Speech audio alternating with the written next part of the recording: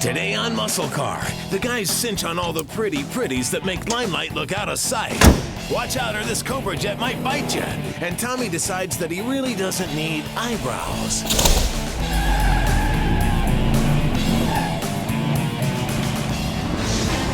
We started with a tired 1970 Camaro RS with a sad little 307 small block, a bargain barn paint job, and a mega rad 80s style interior.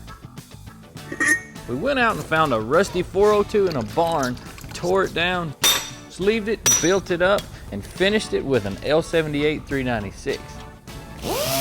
After a little body work, we brought it back to its GM factory color, citrus green. Then we planted some stripes across the hood and deck. With all new front and rear suspension, which replicates what a big block would have been sitting on out of the factory, air correct wheels and tires, gnarly 4-speed, and a light saddle interior that would make an angel sing. Limelight is dang close to being finished. We're gonna get her buttoned down, topped off, and fired up. But we've got to take care of some exterior trim, do a bit of wiring, and get that big block fired up before we can do that. So we better get to work. And we've got the majority of the parts that still need to go on the car all laid out here in the blanket. And they're laid out in the same position that they need to go on the car. Now that's gonna save us some time from searching around trying to find stuff as we go. Now every part that we're not reusing is an accurate reproduction from YearOne. We decided to reuse the grill bezel because it was one of the pieces that held up pretty well over time. Advanced plating made it look brand new again. Despite the SS package, most of the trim options are RS Camaro style. These are the pieces that define the look of the car. There's a certain feeling of satisfaction that goes along with the final few components getting put in place. Not to mention the anticipation that comes with being so close to being able to drive it. It takes a lot of man hours to turn an abused wad of steel back into a rolling piece of Detroit muscle. Ooh yeah, that's the money right there. Better than gravy and biscuit. And that mirror is nice, but the reflection is awesome. It can be pretty difficult separating the details from the RS package and what's supposed to come from the SS package. This car originally rolled off the assembly line with RS badging on the fender, but it's supposed to have the SS badging. We needed to come up with the correct SS emblems, so we gave YearOne a call. Now it's time to put emblems back on your car. There's a few different ways to do it. You can go to an old assembly manual and take it from there. You can find pictures of original cars and hope that they're correct, or you can find an original fender or panel and build a pattern off of that. Now the tape will usually run along a body line like this because that's a given. You know where that is. From there you can start, just make a little crease or mark with your fingernail or pen or whatever where the edge of the fender is, where your body lines are, and where the front edge of the fender is. Now that you know where your parameters are, where your edges are, you can go back and start marking your centers. Now this is a 350 car, not a 396, but at the very least the SS emblems will be in the correct position. And then you got a pattern that you know is correct. Doesn't get any more accurate than that.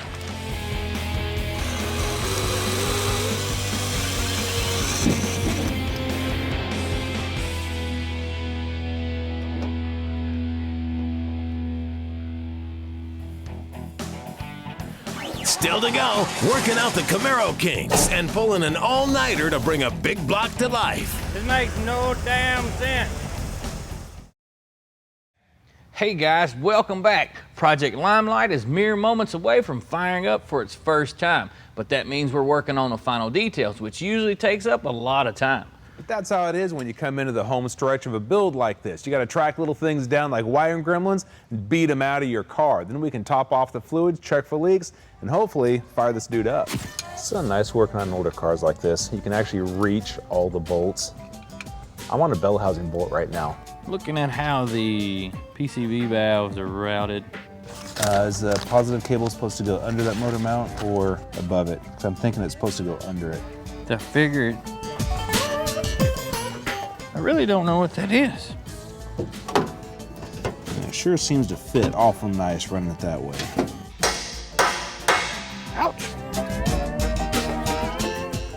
popping in a couple of new U-joints, we decided to go ahead and reuse the stock dry shaft.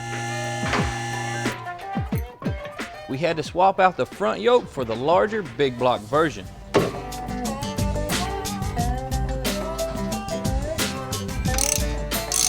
Now it's also a good time to double check your fluids. Empty.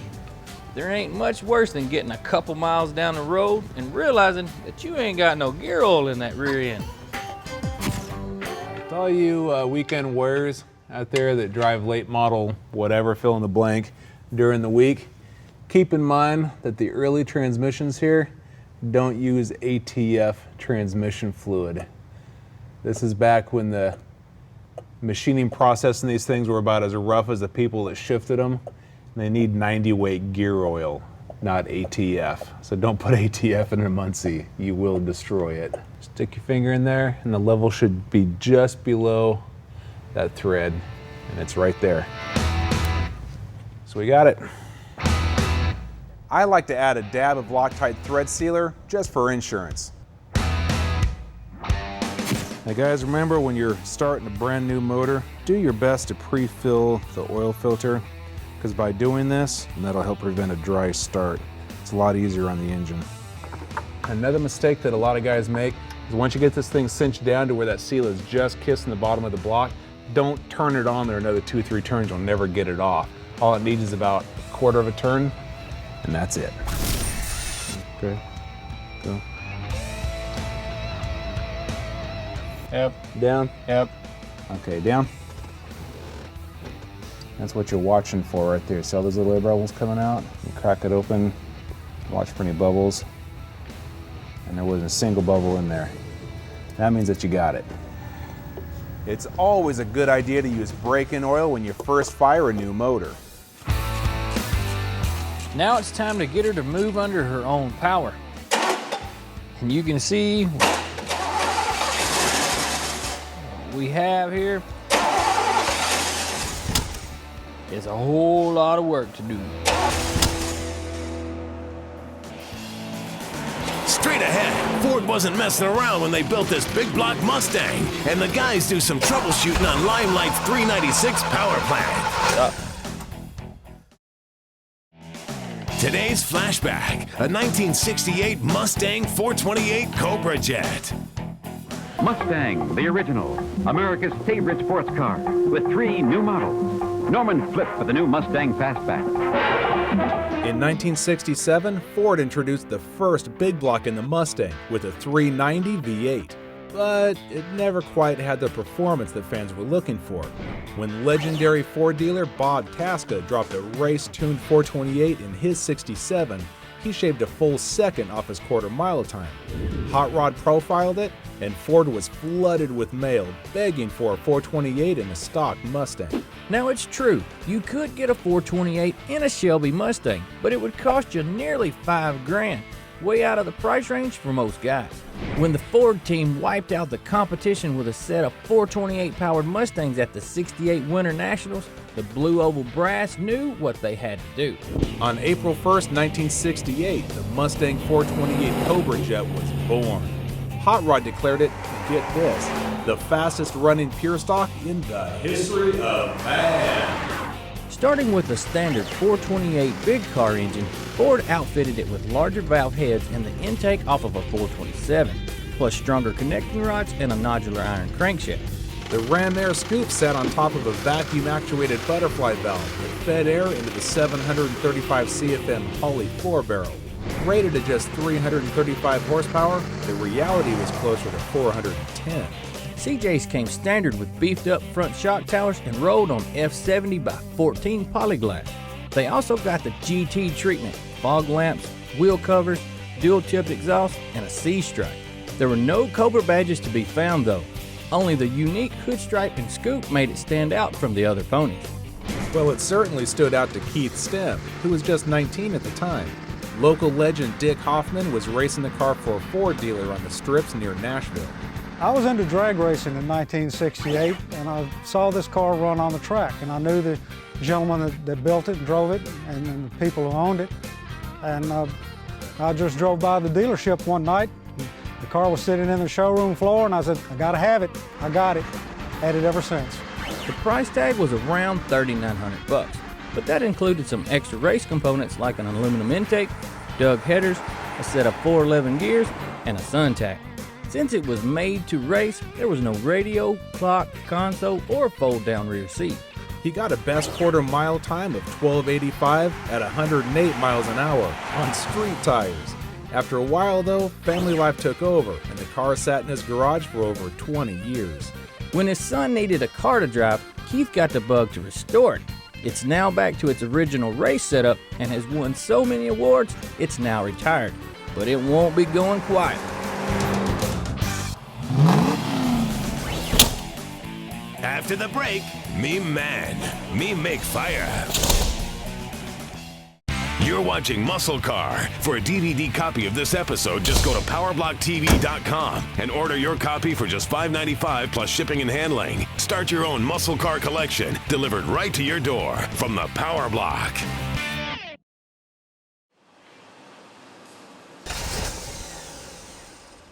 We're having a little engine trouble. Don't know if it's vacuum leak or distributor problem or possibly even carburetor. Okay. Go ahead. Stop. Pump it. Go again. Let's go again. Go ahead. This little behind the scenes look doesn't always go smooth. We were here late last night trying to get this thing tuned and it wasn't working out at all. And it's just one of those crazy kind of little deals. Can't quite figure it out. Limelight's got an attitude. It's making us work for it.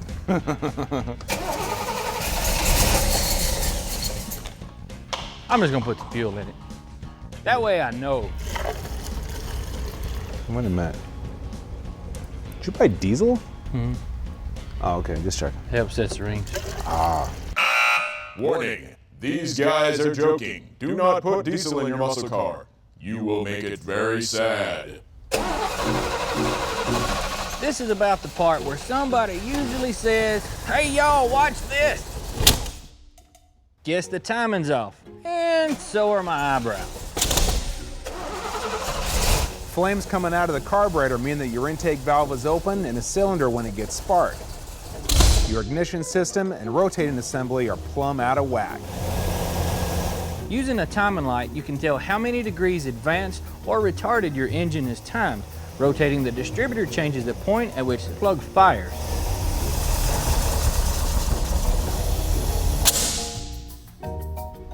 That's timing. Yeah. All engines have a sweet spot for initial timing.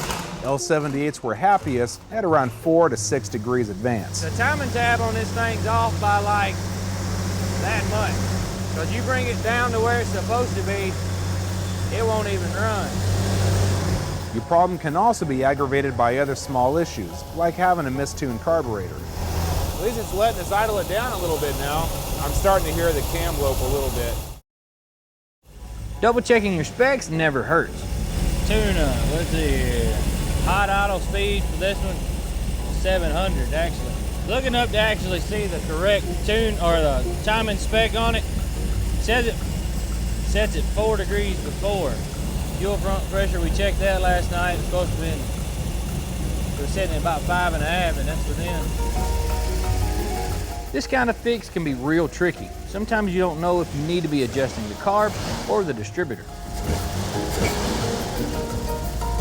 As long as you keep making a little bit of progress at a time, then you know you're headed in the right direction. We're also dealing with a lot of components that can change the requirements of the motor by small amounts. A little here and a little there can add up pretty fast. Just trying to figure out where this dude's gonna be happy. Well, we copied this thing as close as we could off of a L78. But at the end of the day, original L78 parts ain't easy to come by. It starts too good. Timing ain't that far off. Way back. You can't ask for it to start no better than that. We looked hot and heavy trying to find the right air cleaner, but the best we could come up with was a Z28 version. And really, when you get down to it, that's the name of the game when you're doing a resto job. Now guys, we know that we could have spent literally years tracking down every single little correct part for this car. Man, we wanted to build it and drive it. And besides, you can always swap out the incorrect parts for the correct ones as you find them. If you have any questions about today's show, you can check it all out at powerblock.tv.com. The next time you see this ride, we'll be riding in it at the Good Guys show. But we're all out of time for this week. So until next week, y'all keep it between the ditches. Hey, I'm driving. No, I'm driving. No, I'll let you drive, but I'm driving this thing. Flip you for it. Flip me nothing.